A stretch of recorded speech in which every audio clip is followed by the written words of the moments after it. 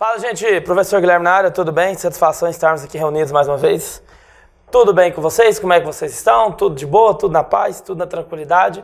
Para os que estão me acompanhando agora pela manhã, uma boa manhã. Para os que estão me acompanhando agora pela noite, uma boa noite. Para os que estão aí na madrugada, no Corujão, uma boa madrugada de estudos.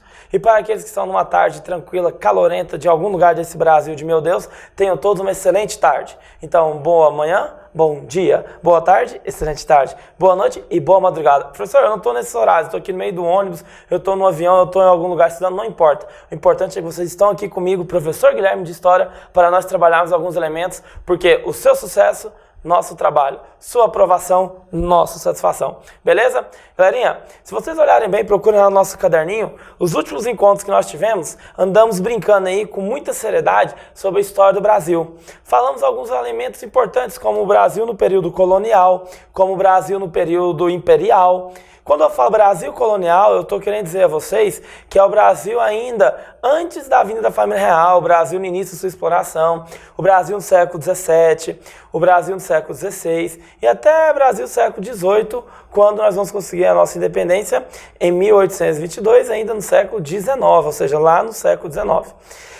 É importante vocês terem a noção e a ciência que, periodicamente, assim, numa divisão macro, respeitando os limites históricos, costumamos dividir o Brasil em 3 períodos. Quais são os 3 períodos? Brasil colônia, Brasil república, por último, e Brasil império em segundo momento. Então, Brasil colônia, Brasil império e Brasil república. Professor, se for analisar cronologicamente, o Brasil colonial inicia-se efetivamente em 1530, nós já trabalhamos isso, até aproximadamente 1822. Por quê? De 1822 a 1888, nós vamos ter no Brasil o Império. O Império com seu período de ascensão, seu período de apogeu, com Dom Pedro II, que chega a permanecer no poder por até 49 anos.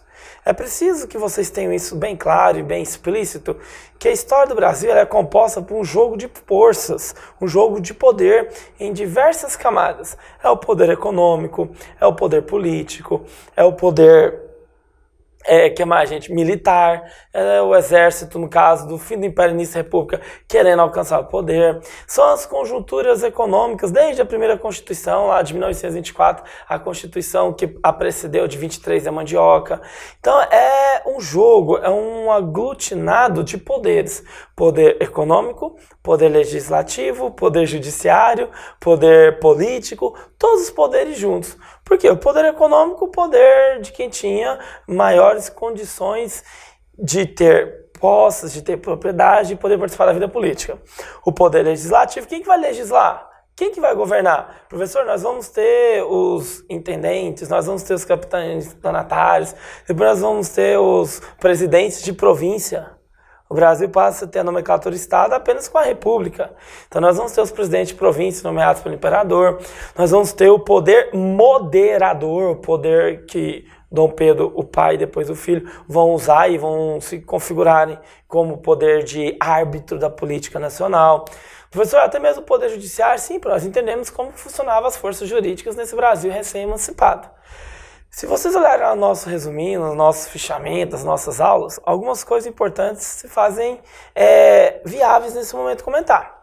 Como, por exemplo, falamos no Brasil Colônia sobre o processo de capitanias donatários, sobre o processo das capitanias hereditárias, sobre as sesmarias, sobre a indústria, assim, desculpa a palavra indústria, mas a estrutura do engenho. O poder do Brasil, do açúcar, do Brasil, do engenho.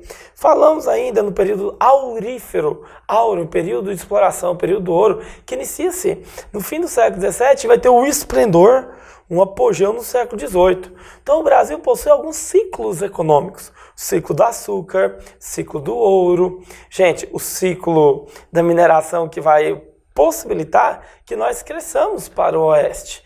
Que nós saibamos e que nós tivéssemos a consciência para conhecer novos lugares, rompendo algumas fronteiras. Sabará, que eles descobrem em Minas Gerais, ouro. No estado de Goiás, região de Goiás, assim a gente chama de Vila Boa, região de Vila Boa de Goiás, entre outros lugares. Professor, onde eu quero chegar com os ciclos econômicos? Que o Brasil tem alguns ciclos. Colônia, Brasil, ciclo do açúcar, depois no segundo reinado e, consequentemente, na ordem primeiro e depois segundo reinado, o Brasil vai ter um grande surto aurífero. Inclusive o Barão de Mauá, que eu comentei nas últimas aulas, tentou industrializar o Brasil, um visionário que não foi permitido.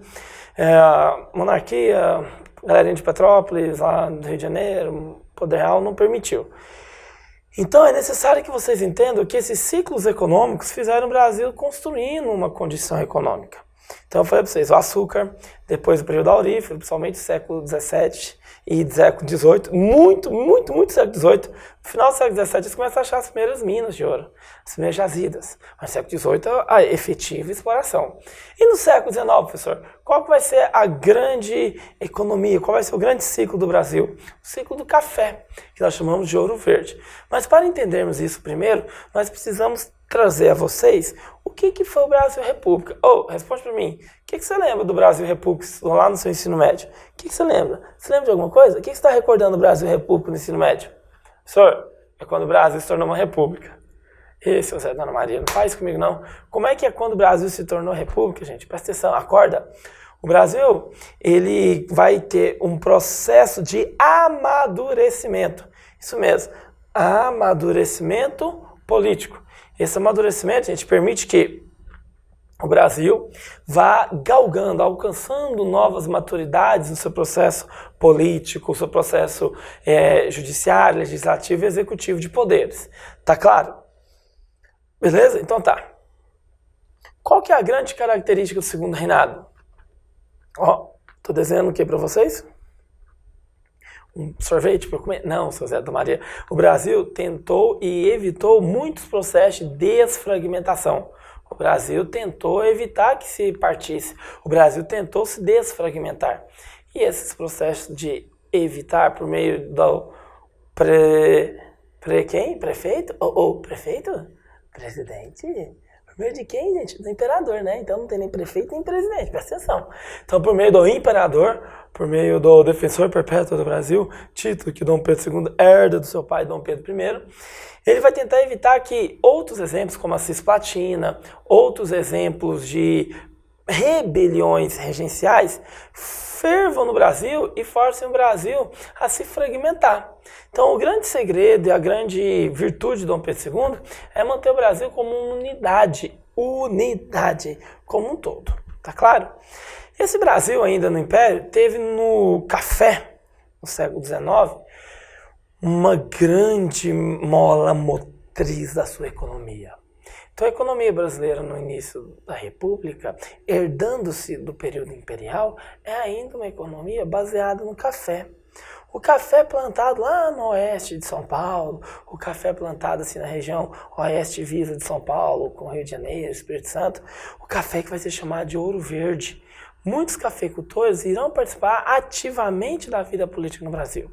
Só que nós temos que entender nessa aula, e introduzo a vocês, alguns elementos que levaram o Brasil a conseguirem uma república. Haja visto que o nosso país já tinha sido alcançado, arremetido à sua independência, o Brasil já tinha sido dito como emancipado e como um país independente desde 1822. Lembra, os Estados Unidos aceitou a nossa independência, depois a Inglaterra reconheceu também, nos emprestou dinheiro, e por último, o reconhecimento de Portugal no processo de independência do Brasil. Então, logo o Brasil já era um país, o quê, meus amores? Independente. Beleza? Tranquilos? Fácil? Seu Zé da Maria, tá acordando aí? Tá com fome? Vai lá, meu filho, toma um lanche, depois você volta. Fica vacilando não, então acorda aí, O que acontece? No fim do segundo reinado, nós tivemos o Brasil envolvendo alguns contextos externos, como, por exemplo, a questão Christie, o Brasil na Guerra do Paraguai.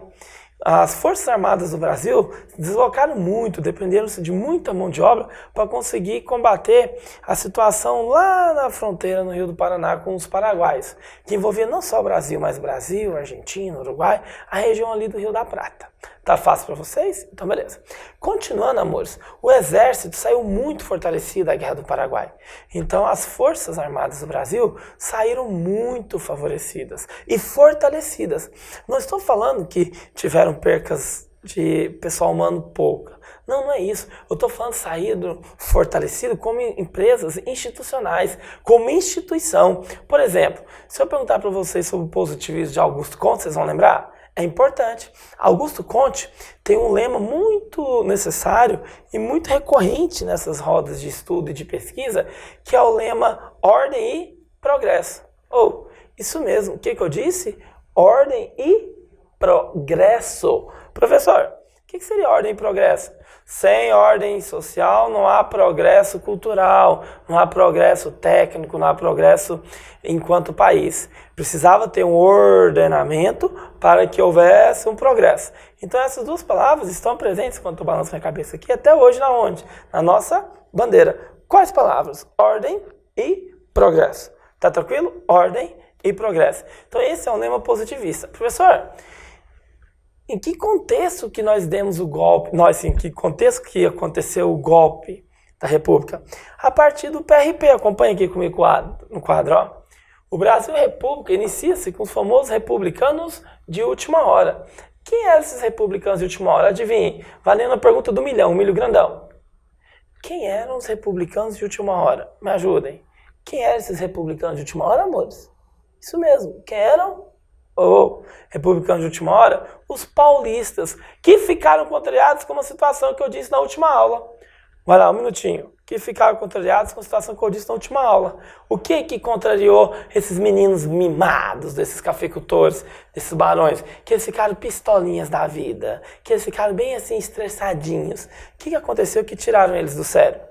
Tic-tac, tic-tac, tic-tac, tic-tac. Ó, capoeira. Do capoeira. Pronto, prestou atenção? Abolição da escravatura. De novo, abolição da escravatura ou abolição da escravidão.